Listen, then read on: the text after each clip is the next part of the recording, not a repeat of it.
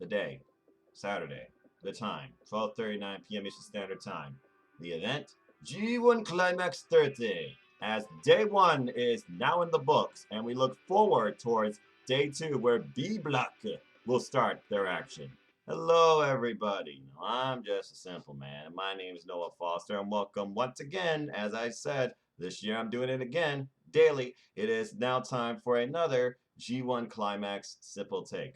This Simple Take, of course, will cover our opening day of G1 Climax action that emanated in Osaka for G1 Climax 30, where we are on the journey to see who will be the one. With that being said, let's go ahead and talk right about the action. You can tell how tired I am, even after a 6-hour nap. Again, I'm watching these days live. I almost feel like I should just start recording these audio as soon as the show goes off the air. Anyway, our opening bout was, of course, Young Lions singles competition, as these three are doing their own little contest to see who can get the most wins and be the best out of the three come the end of the G1's run. And it started off with Yota Tsuji versus Uya Yamera, where the record has much more favor with Yota Tsuji. Good, fast, back and forth contest. Very smart parts, and Uya Yamera really figured about his ring presence and where he was and what he could try and do versus what he couldn't. At one point, literally trying to pull off, I think, like some sort of suplex maneuver, and then he turns it into a crab. There was a form exchange in the beginning, fast, furious start. We had a brain buster on Yoda. Chops in the corner galore. One wicked drop kick. Uya, though, however, he gets the full crab finally in place as Yoda is going towards the ropes. He pulls him back in the middle and then literally steps over, and Yota Tsuji had no choice but to tap out. Uya Yamera right now gets the win on day one of the G1 run for the Young Lions. So we'll see how Yota Tsuji bounces back from this, and we'll also see how Gabriel Kidd does in his first match, which will be tomorrow. Good opening contest. I always look forward to seeing what these Young Lions can bring because they have so much potential. And we'll see basically what happens from here. As Chris Childs and Sully put, he couldn't get the bridge, that's what it was, but he got the crab on instead. Huge win for Yamera. Long journey for the Young Lions underway, but Yamera is leading the pace. And I want to thank, of course, Chris Childs and Ed Reeves and JP for always his live enthusiasm and coverage during these events, where, of course, we have Japanese commentary. But don't worry, folks, it will be on demand later with English commentary. But for me, there is no language barrier in the world of professional wrestling when you are that deep of a fan. And honestly, the Japanese commentary, they just energize me as much as the English, if not more, especially when they call out the big moves. Brainbuster! But I digress. Excuse me. And then following that, as this new format's going to go under safety and COVID regulations, as again, everybody is masked. They seem to be letting more people in, though, getting more comfortable, I feel like now. But they're still all masked and only going for clapping. We go straight into G1 Climax action for G1 Climax 30 A block. And our opening match of this entire thing, it was the returning aerial assassin Will Ospreay versus Tokyo Pimp Yujiro Takahashi. Now, I don't think anybody was really surprised with the result here, but I must say, Yujiro really put up a hell of a good fight. But in the end, the aerial assassin did win. Of course, we got all the initial hot spots from Ospreay, once again proving why he is that type of wrestler. But personally, I was just happy to hear Elevated again. Love that theme. Anyway, after, of course, he does his standard shoot fake dive and does his Ezreal pulse in the middle of the ring, there was a side takedown DDT on the outside. Yujiro gained control for a good portion of the match following that. At one point, literally, Ospreay is trying to bounce back, and of course, Yujiro must like finger foot as he was biting his hand. Ouch. And then we got the handstand springboard kick that put the match into Ospreay's favor, and then the chop into a standing moonsault, which gave a nice fall, but not the win yet. Pip Pip Cheerio off the top ropes, of course, Ospreay special, and then we get an exchange between the two. Yujiro with a back body drop finally puts the match back into his favor after Ospreay was basically going for the Oscutter. Or not Oscutter, excuse me, Stormbreaker. Botch. Anyway, following this, we get a power slam into a nice near fall for Yujiro. He had at least 2 times here that I thought he was going to get the win here. But then he gets basically a counter out of a power slam attempt, and then Ospreay capitalizes off that, of course, with the Stormbreaker. And Ospreay picks up the very first 2 points in this entire thing in the G1. Hell of an effort by Yujiro. Ospreay's back. Controversy aside, like it or not, we'll see how New Japan Pro Wrestling handles this. I'm sure they will handle this in the best way possible. So, good first win for Ospreay and Yujiro's strong first performance. I would not definitely count out Yujiro. I don't think Yujiro's definitely going to go goose egg here during this. I don't sense nobody will during this time. But again, Ospreay, he grabs the mic also subtly and says, "I'm back. I've missed you. I definitely will be the one you're looking at him." Because again, the only thing Will Ospreay has yet to accomplish in New Japan Pro Wrestling is basically winning G1 Climax. Is this his year? Probably not. Just saying. Moving on from there, we go into a match of the Holy Emperor. Taichi, he takes on Jeff Cobb. A rematch from last year's G1 where Jeff Cobb did get the better of the Holy Emperor. This time, it was a much more competitive match, I felt like. Slow start, of course, as Taichi was controlling the pace, as Cobb was trying to garner, control over his opposition. But again, Taichi, smart ring awareness, always goes in the rope. We got multiple clean breaks. And following this subtle applause, he tries to go for a handshake, and Cobb reluctantly almost goes for it. But he's aware this is Taichi. Taichi goes for a cheap shot, doesn't work. The match really picks up though when a drop kick happens, and then we go to the outside of the ring, and Taichi resorts to tactics and basically targets the part of the body that he's going to focus his work on in this match. After using the bell hammer, he works the left leg over on the barricade, and then we get a clothesline though from Cobb because again, Cobb is a freaking powerhouse. Again, the turning point when it comes to a Taichi match, it's those Kawada kicks and those high kicks. My God. High kick in the corner and then some more Kawada kicks, and then we get a solid form exchange among the two as both are kicking and striking each other. And then Cobb basically with a KO blow takes down Taichi. Damn.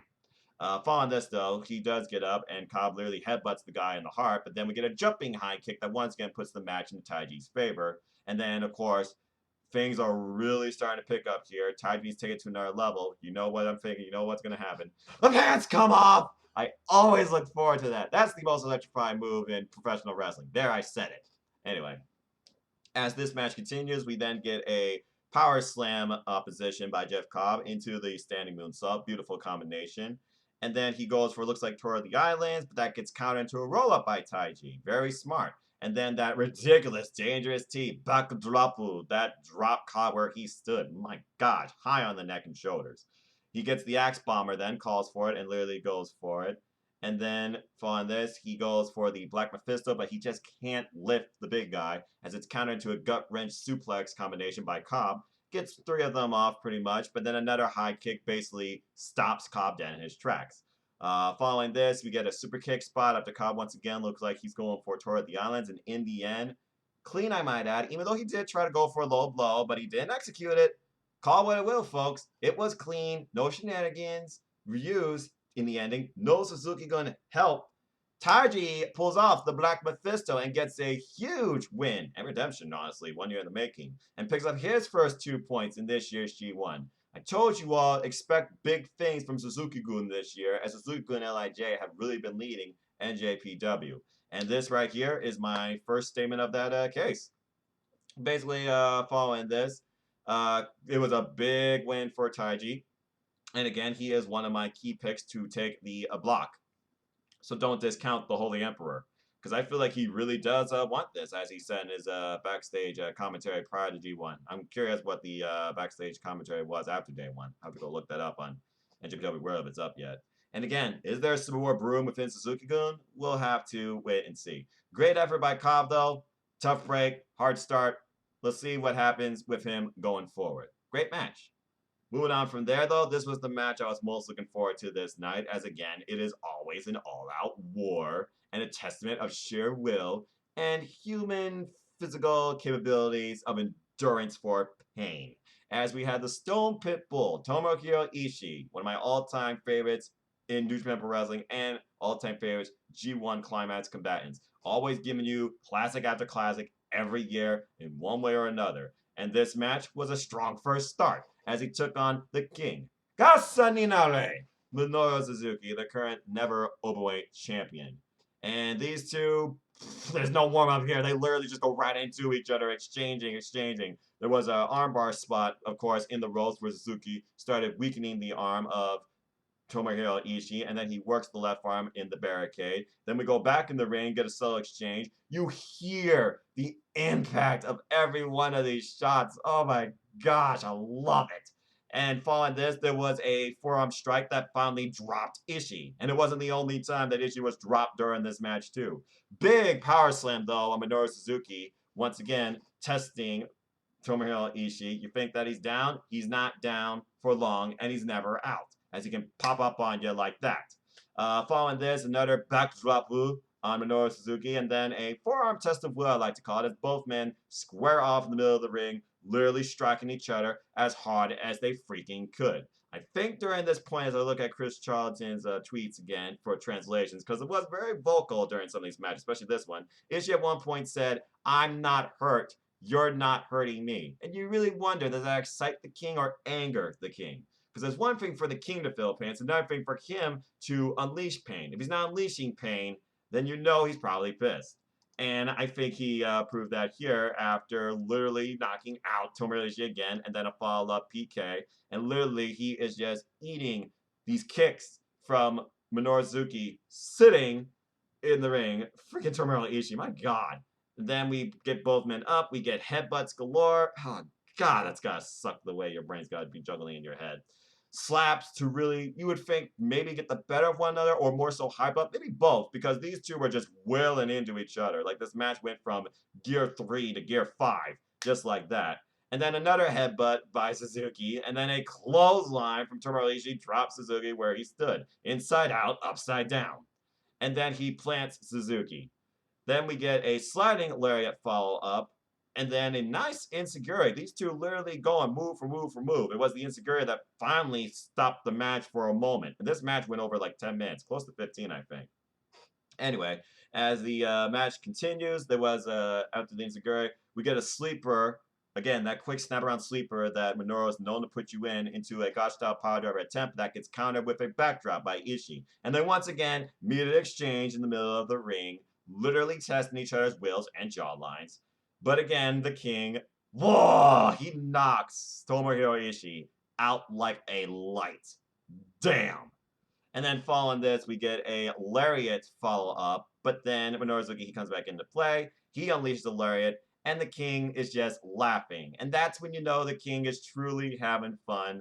Doesn't want this to end. I personally didn't want this to end, but it's amazing how much we get in such a short amount of time when it comes to a Tomohiro Ishii match.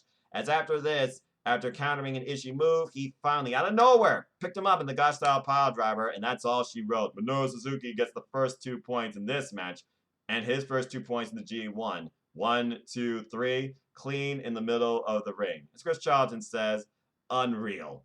I freaking love when Minoru Suzuki is in action, and I love when Tomohiro Ishii is in action. So the fact I got both of them in my opening match was a delight, and my favorite match of the night. With that being said, Tomohiro Ishii, hard start, hell of an effort.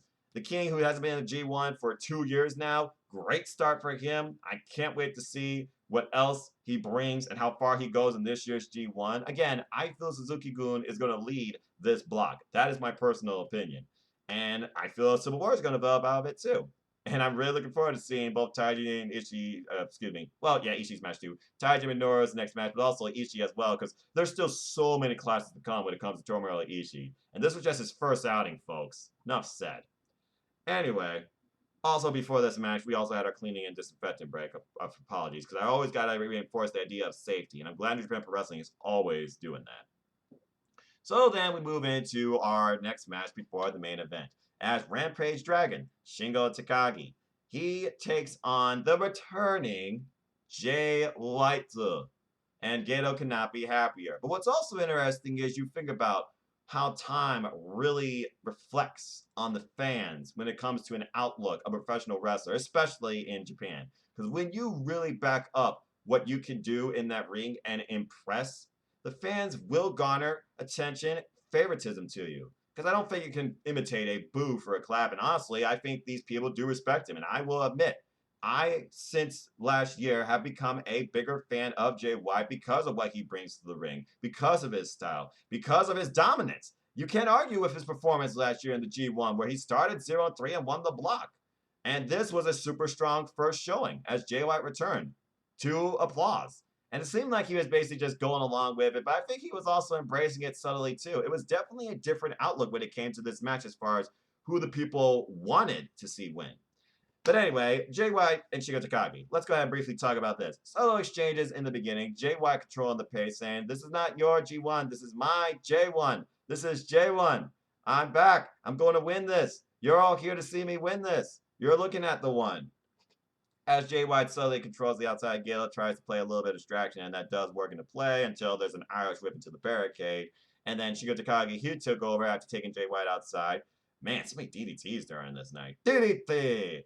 And then a backdrop by Jay White. And then we get an atomic drop into the DDT. Once again, the match back and forth. And following this, Shingo Takagi, he gets control until he gets hit with a brainbuster. And then he follows up later on with No Shigami. Not enough for the win, but Gato was a little worried. By the way, Red Shoes was the referee in this match, okay?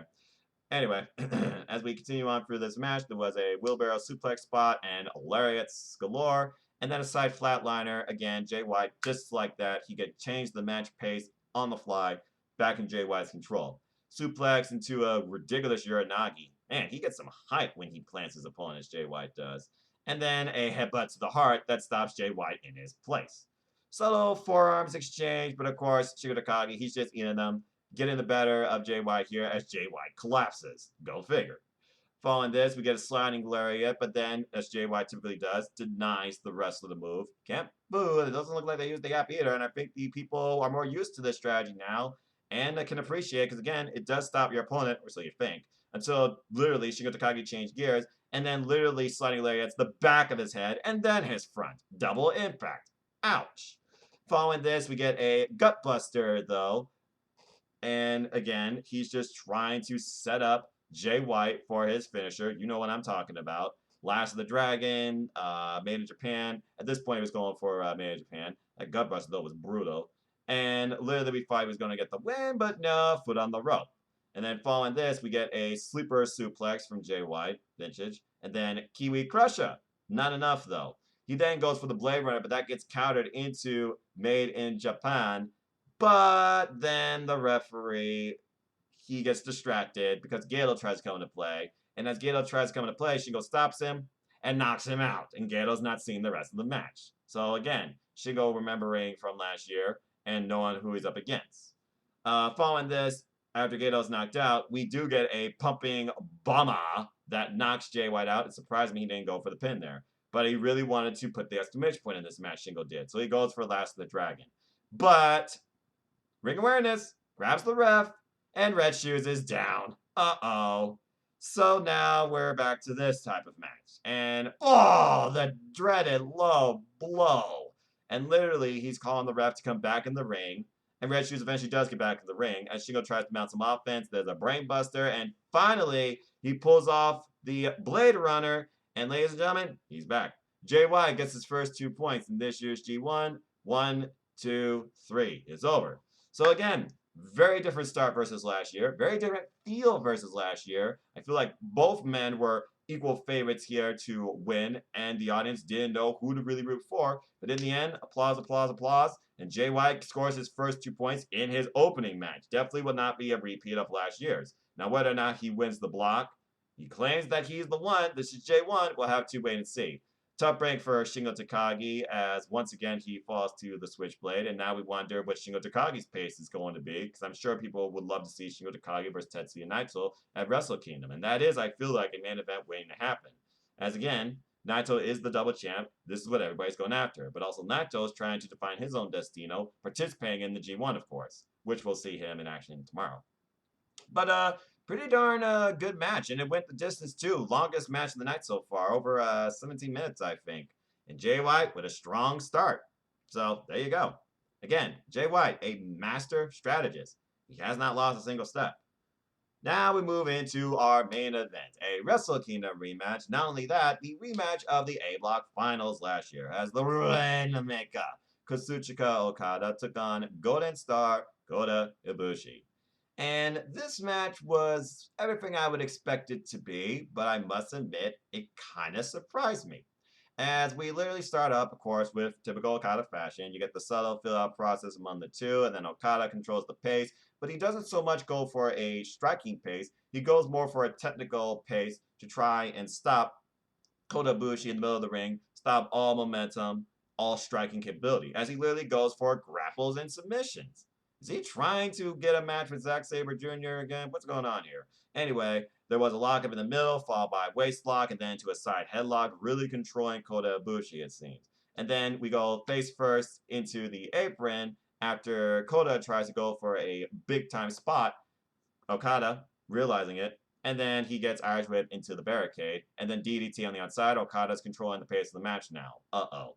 And then we get a ridiculous neck breaker, and Okada is still controlling the pace of this match. Much more vocal it's seen here too. It feels like he's like just having fun with this G1 so far, or this match, because he knows Kodabushi. You remember what Kodabushi did to him back at Wrestle Kingdom, which of course was their most recent one-on-one outing.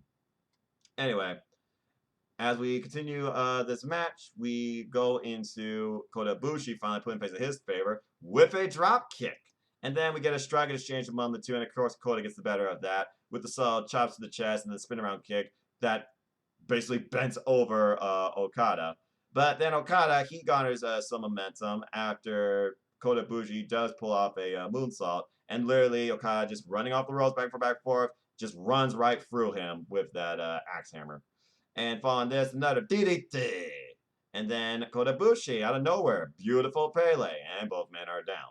Then we have Okada subtly trying to get control back here again. And he goes for the Cobra Clutch, which has been his ace in the hole in every match he's won. As again, since this COVID era of his return, he has not yet resorted to the Rainmaker Lariat. And I really wonder, is the G1 going to be where he finally pulls this out? Was it going to be in this match?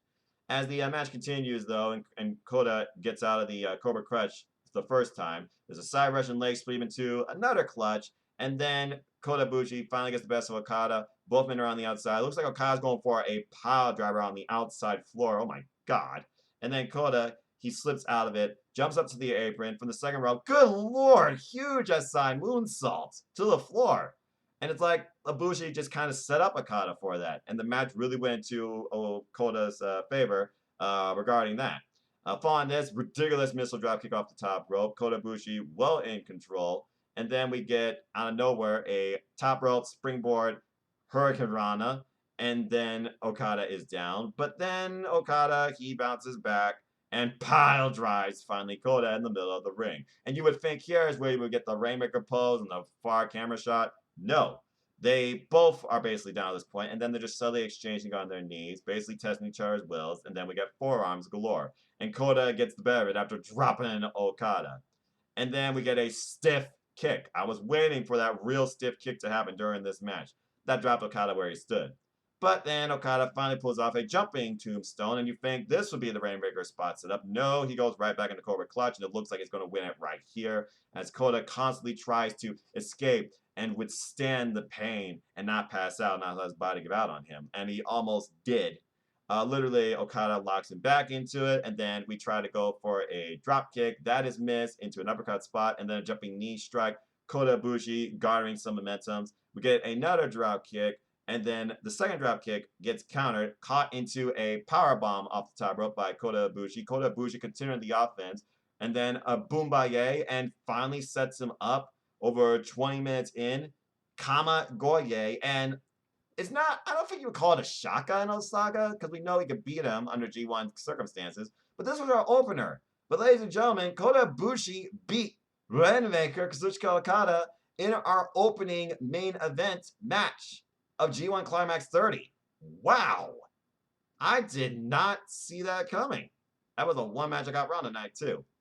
But again, this is the time of the year where you live as a professional wrestling fan. You look at these classics, you look for surprises, you look for who's going to step up. And this is a very different G1. What I do find interesting, though, is towards the very end of the match, it looked like Okada was finally going to go for the spinning Rainmaker, and that got countered. So it makes me wonder, after this loss, will Okada finally realize that maybe the way to victory is the Rainmaker? We need to see some Rainmakers, literally, if he's going to make it rain, in my opinion. Because talk about a major first blow. Damn.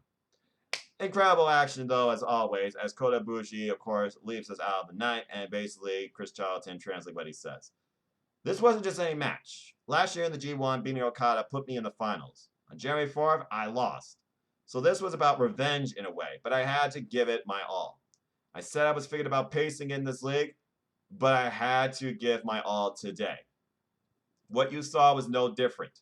It was 2020 Okada and 2020 Ibushi. But Okada didn't go for the Rainmaker. And if he doesn't do that, he hasn't given all he has. I want to face him again. When I said I will become God, maybe you can speculate that I want to be on the level of my gods, Nakamura and Tanahashi. That's fine. But what I mean is I actually plan to be God. Capital G.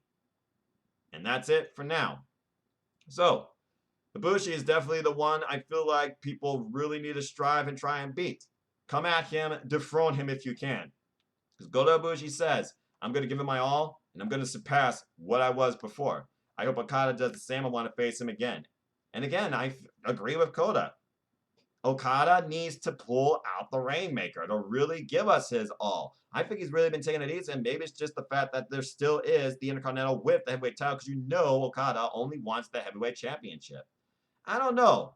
It's a different Okada this year, that's for damn sure. And is it a better Okada? I don't really know how to define that. But until I see the Rainmaker, it certainly isn't the same top tier Okada that we're well aware of, folks. And maybe that's a good thing, because now that really will allow other people to maybe shine and even surpass him. Imagine, folks, we still have matches like Minoru Suzuki and Taichi to come as well. And he's beaten both these adversaries in the past. But he beat them through the Rainmaker. Is he going to resort to that to overcome previous opposition again? Or are we in for more of the same? Could this be one of Okada's worst G1 performances ever? It just makes you think. But with that being said, that concludes G1 Climax Day 1 action A Block, and we have our first 5 winners. We have Will Ospreay, Taichi, Jay White, Minoru Suzuki, and Kodabushi, each with 2 points. Their adversaries all with 0. But I must admit, the fact that I said Okada has 0, it's just, man, I did not expect that today. I really didn't. But great first day of action. And now we look forward towards day 2 of G1 Climax 30 action, as again, back-to-back nights. Tomorrow at, let me get the times up here for you, September 19th tonight, Pacific time, but for us in the East Coast and British Standard, September 20th, which is Sunday, 1 a.m. Eastern Standard Time, 6 a.m. British Standard Time. That initiates B block action, as well as another singles bout for the Young Lions. With that being said, let's go ahead and briefly talk about what's to come. Tomorrow, our first match, 15-minute time limit. It will be Gabriel Kidd versus Yota Tsuji. Gabriel Kidd, who proposed this contest to begin with, is 3-0 against Yota Tsuji. And you really wonder what Gabriel Kidd has to do to prove that he has gotten stronger and pull out his first victory. Can it come tomorrow? After Yota Tsuji right now is bouncing back from a loss, I don't think so. I think Yota Tsuji is going to come back to prove a point and get the win here. And also keep driving that force that Gabriel Kidd, you should join us in New Japan Dojo. Leave LA Dojo. As again, Gabriel Kidd is the only representative of LA Dojo in this 3-man month-long contest. Good luck to Gabriel Kidd, but I'm going with Yota Tsuji for the win. Our opening G1 Climax 30 bout for B Block tomorrow will be Juice Robinson versus Yoshihashi, their first ever singles meeting. Yoshihashi right now achieving all the dreams possible, becoming never openweight 6-man tag team champion. His first piece of gold after 12 years. Juice Robinson coming back from an injury. He's always been a good candidate for G1 Climax action. He's no stranger to it as well, as of course, Juice Robinson was in it last year, pulling off huge momentous wins, including over one of his longest running adversaries in Jon Moxley. But he won't have to deal with Jon Moxley this year, and Jon Moxley's probably the furthest thing from his mind. So, can Juice Robinson start the G1 Climax off with a victory? Or will Yoshihashi, who hasn't been in it, by the way, for for 2 years, I might add, can he pull off the victory here? It's going to be an interesting, subtle first contest, but right now, I feel like coming up an injury, and momentum has been favoring Yoshihashi, but I don't know what he's going to bring in the G1. And just in case you're wondering, Juice Robinson ended 8 points last year. I feel like this is going to be a nice return for Juice Robinson, and Juice Robinson's actually going to get the win here. But it's going to be a very game headhunter, Yoshihashi, in this opening contest.